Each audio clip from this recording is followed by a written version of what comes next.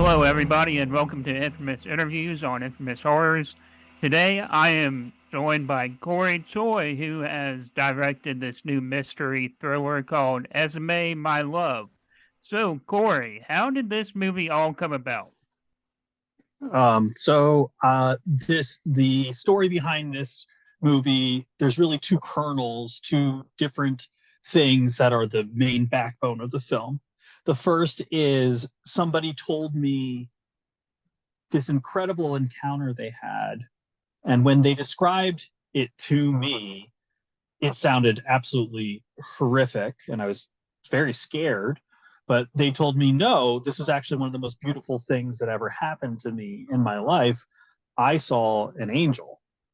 And it really struck me that something that, when described to me, could be terrifying, but to them was one of the most beautiful experiences they've ever had in their life.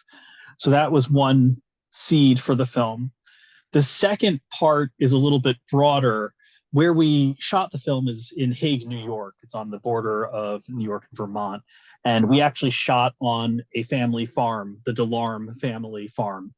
It's no longer an active farm, but back in the day it was a dairy. And when I was filming a music video up there, I started talking to Sally, who is one of the DeLarme sisters. There's Sally, Sherry, and Susan. And Sally's also the town historian. And so we were talking and talking, and I got to know a little bit about the town. I got to know a little about Sally's family, and it was pretty crazy, some of the stories she told me. She had a relation, I believe a great great grandmother or great great aunt, actually named Hannah, who Hannah is named after. And well, one of the fun facts is some of the props in the film are actually some of the actual Hannah's real things. So Oh, wow. The St. Christopher's medal that we used was actually, like the 100-year-old or whatever, 100+ years old St. Christopher medal from the actual Hannah of the DeLarme family. And that was super cool and special. So it's kind of a mix between the first story of seeing the angel and then the actual history and family lore of the DeLarme family. Now, is are the characters exactly one to one someone from the DeLarme family? No. But there are many things about them and many of the stories within it contained with it that are based on true events and people. And how did the casting process for this come about? Because Stacy and Audrey are both fantastic in this, and you really got to know their characters down for this movie, right? Because it's basically them the whole time. Oh yeah, the casting process was pretty intense.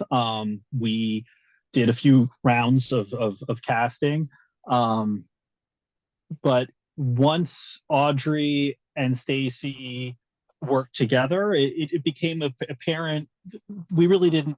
They were the ones, and it had to be them together. Um, I knew Audrey first. She came in and she was just.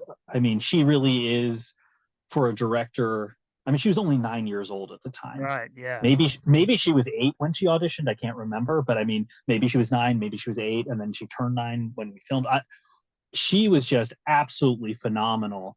And once I actually found her, uh, it became very easy because she's just an incredible. Like I said, she's a very unique talent.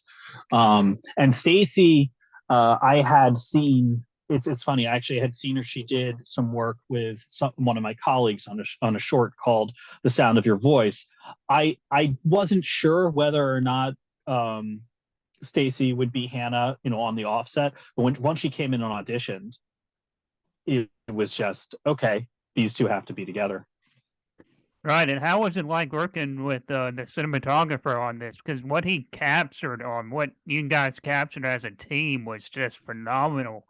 Watching Esme, My Love, how was that whole collaboration like?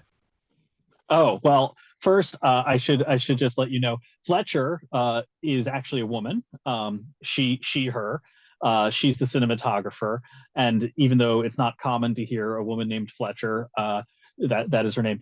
I mean, I've worked with Fletcher on many projects. In my opinion, Fletcher is one of and I know this sounds hyperbolic, but I think it's true. I think she is one of the best living cinematographers. I'm just going to put it out there and say there. And, you know, given the opportunity to do whatever, wherever, she will bring it. And I'm really glad that you mentioned, you know, the cinematography, because I come from a sound background.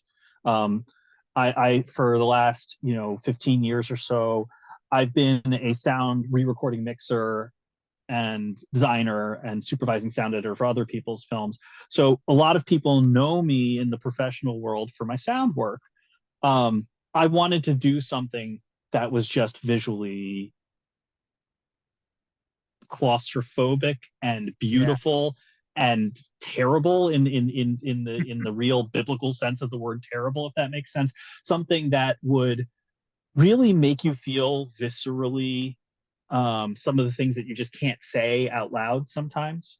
And Fletcher understood that immediately, and she helped me, um, very, very intensely, you know, make camera plans for scenes. There were certain things before we went out and shot, we knew exactly how they would look, and there were other things that we found out while we were there.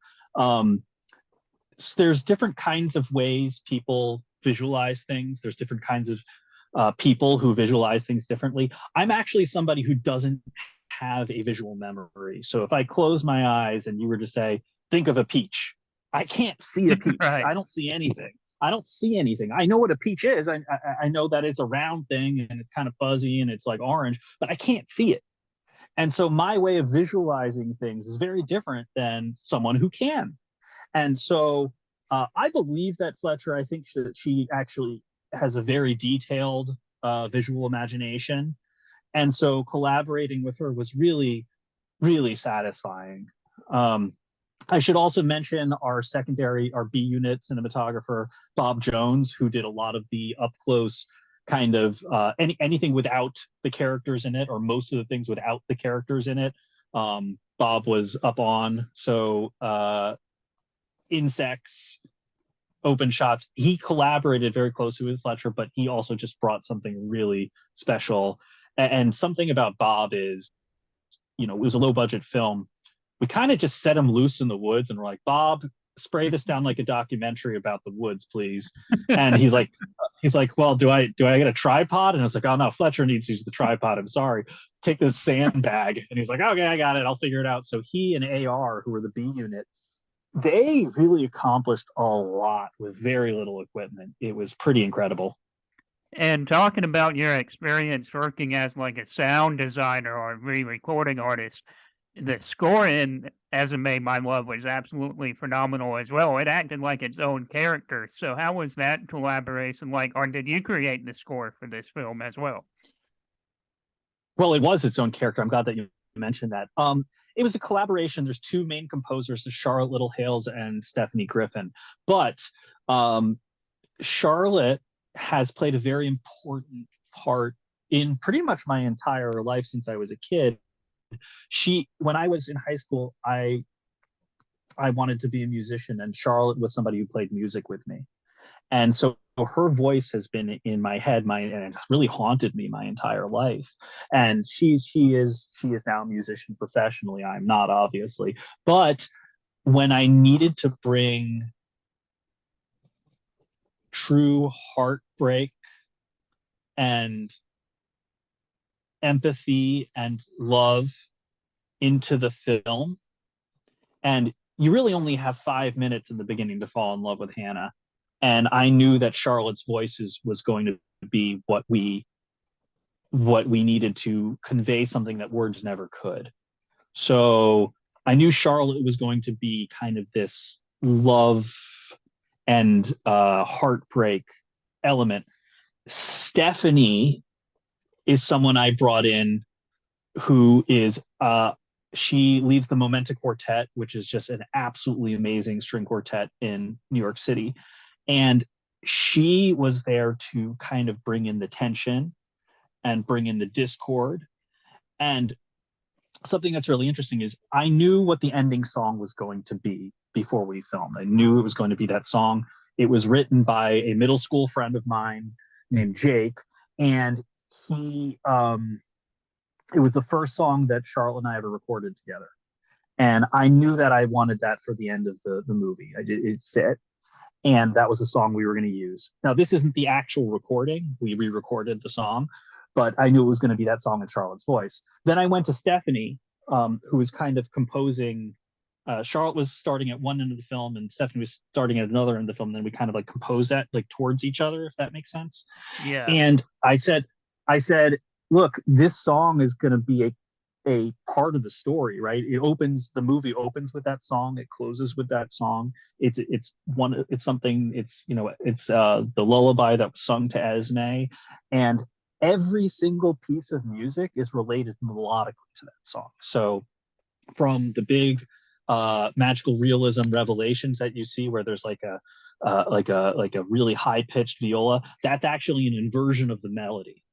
So it sounds like a Wow. bird singing, but it's actually an inversion of the other. So Stephanie really paid a lot of attention in making sure that song lived throughout the entire every single piece was related in some way to that song. Well, well, Cory, thank you so much for joining us today, and congratulations on the film. And hope nothing but the best for you. Oh, thank you so much for having me. I really appreciate it.